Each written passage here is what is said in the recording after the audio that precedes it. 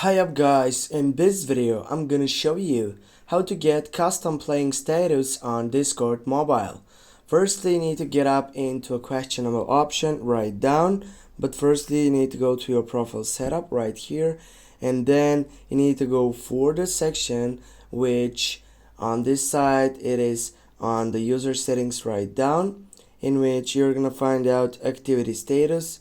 You need simply to tap on that selection and it will says display current activity as a status message.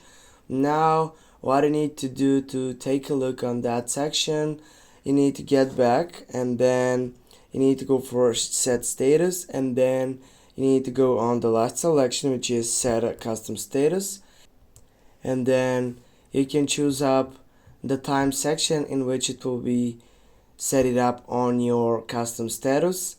And when you do that, simply you need to go to save that button up, and with this we have got up our sensational option in which we have gotten our main point for this video. Thanks for watching. Don't forget to hit that like and share the video. See you soon.